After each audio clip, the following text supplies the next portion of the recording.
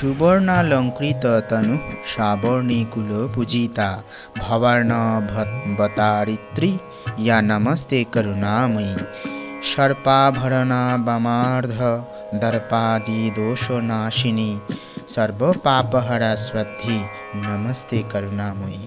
জয় মা ভবানী মায়ের জয়। নমস্কার বন্ধুরা, আজকে আমরা এসেছি নতুন একটা কন্টেন্ট, নতুন একটা হিস্ট্রি। এটা হিস্ট্রি বলতে হবে, একটা ইতিহাস।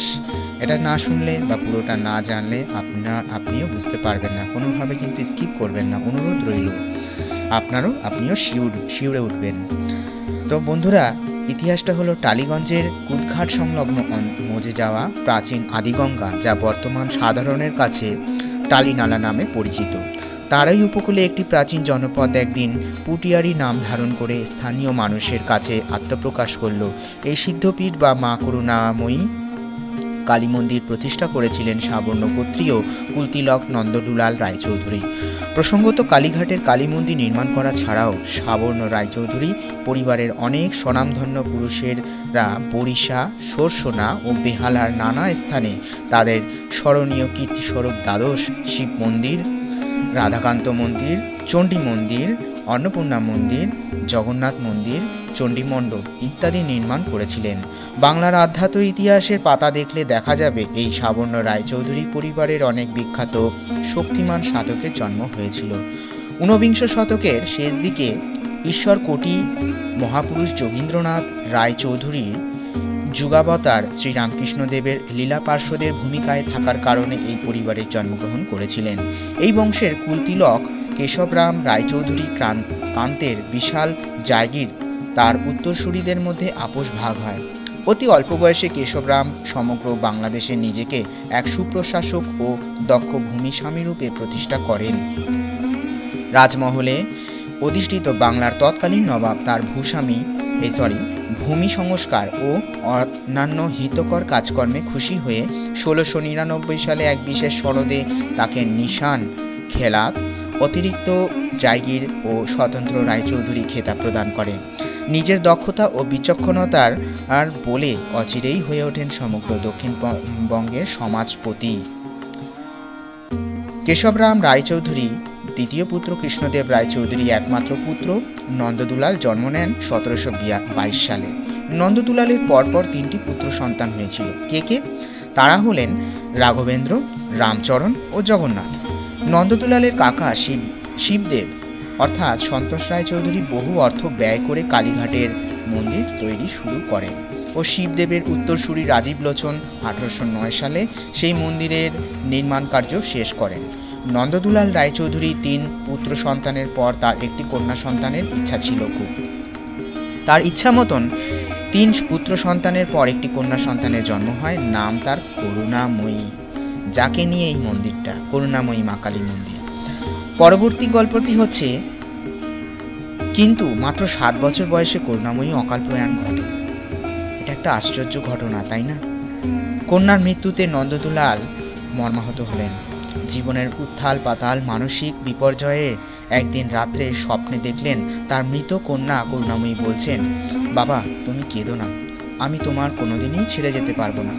কাল ভোরে তুমি আদিগঙ্গার ঘাটে যেও, সেখানে একটি কোষ্ঠী পাথর দেখতে পাবে একটা বট গাছের তলায়। সেই পাথর দিয়ে তোমার ইষ্টমূর্তি করে প্রতিষ্ঠা করো। আমি ওই মূর্তির মধ্যেই চিরদিন চিন্ময়ী রূপে বিরাজ করব।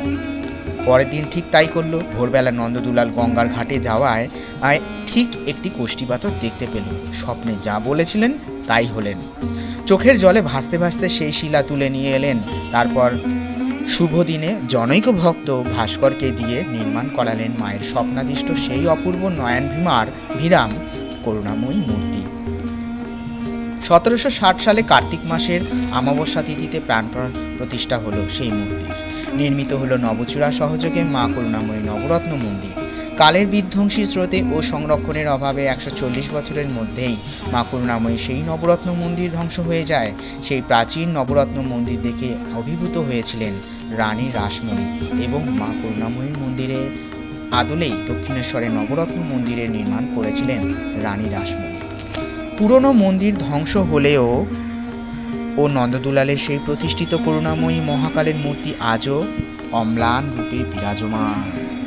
নন্দদুলালের দ্বিতীয় পুত্র দুর্গাদাসের পরিবারের তৃতীয় পুরুষ মণিমোহনের আমলেই নবরত্ন মন্দিরের স্থানে একটি আটচালা মন্দির স্থাপিত হয়। তারপরে মণিমোহনের চতুর্থ পুত্র অসিত রায় চৌধুরীর আমলে মন্দির সংরক্ষণ শুরু হয়। 1985 সালে নবকলে বরে মন্দিরে নির্মিত হয় ও উদ্বোধন হয়।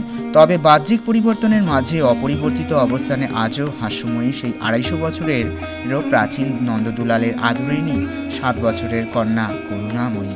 কালী পুজোর দিন বহু ভক্তের সমাগম হয়। করুণাময়ী কালী মন্দিরের বৈশিষ্ট্য হল কালী পুজোর দিন এই মন্দিরে অনুষ্ঠিত হয় কুমারী পুজো। সেই দিন করুণাময়ীকে রাজবংশে সাজানো হয় অলঙ্কার দিয়ে। রাত্রে মায়ের জন্য সমস্ত রকমের ভোগের পদ থাকে। 11 রকমের মাছ, 7 রকমের ভাজা, 7 রকমের তরকারি, সাদা ভাত, পোলাও, লুচি, ছোলার ডাল, দই, মিষ্টি, পায়েস ইত্যাদি নানান রকমের ভোগ দিয়ে মাকে নিবেদন করা হয়। ভক্তি ও মহা সমারোহে আজও মায়ের পুজো হয়ে আসছে টালিগঞ্জের করুণাময়ী কালী মন্দিরে। এবছরে করুণাময়ী কালী মন্দিরে 260তম বর্ষ। এবারে তো বন্ধুরা, ভিডিওটি ভালো লেগে থাকলে অতি অবশ্যই শেয়ার এবং সাবস্ক্রাইব করে দেবেন। আর হ্যাঁ, আরও আরেকটা কথা বলি, এই মন্দিরে প্রত্যেক শনিবার করে ভোগ দেওয়া হয় এবং ভোগের এই যে দেখতে পাচ্ছেন সারি সারি মন্দির, আমি বলেছি ভিডিওর মধ্যে যে 12 শিবলিঙ্গ, অর্থাৎ দ্বাদশ শিবলিঙ্গ বলতে 12টি, এই 12টি মন্দির পরপর সাজানো আছে। তো বন্ধুরা, যেটা বলছিলাম, এই মন্দিরে প্রত্যেক শনিবার করে ভোগ দেওয়া হয়, বেলা 2-2:30 অবধি ভোগ দেওয়া হয়। সেই ভোগের রান্না অসাধারণ। তো বন্ধুরা, ভিডিওটি ভালো লেগে থাকলে অতি অবশ্যই শেয়ার এবং সাবস্ক্রাইব করে দেবেন। হ্যাঁ, সাথে সাথে এটাও বলে রাখি, এই যে দেখতে পাচ্ছেন বেদি, এই বেদিতে এবং সাথে সাথে যে আরও যে মন্দিরগুলো রয়েছে, দ্বাদশ শিবলিঙ্গ, শিব মন্দির এবং চণ্ডী মাতার মন্দির, আরও যে মন্দিরগুলো রয়েছে সেগুলো যেগুলো বললাম, চণ্ডী মন্দির আর যে মন্দিরগুলো রয়েছে, এগুলো সমস্ত মন্দির খুবই অসাধারণ। এবং সবথেকে বড় কথা হচ্ছে মা করুণাময়ী কালী মা, তিনি সত্যিই মা, একদম। সেটা না দেখলে বা না দর্শন করলে আপনিও বুঝতে পারবেন না। মা সত্যিই খুবই জাগ্রত এবং খুবই অমায়িক। এনার কাছে আসলে কেউ এনার কাছ থেকে বা এই মন্দির থেকে খালি হাতে কেউ ফেরেন না। সকলের ইচ্ছা, আশা, মনোবাঞ্ছা বা মনোকামনা বলে যান এবং সেটা পূরণ হয়। ঠিক আপনিও আসুন, এসে মায়ের ভোগ এবং ভোগ গ্রহণ করে এবং আপনার মনোকামনা বা ইচ্ছা বা মানত যদি কিছু থাকে তাহলে আপনি বলে যেতে পারেন, দেখবেন মা এটা পূরণ করে দেবেন। ভালো থাকবেন, সুস্থ থাকবেন।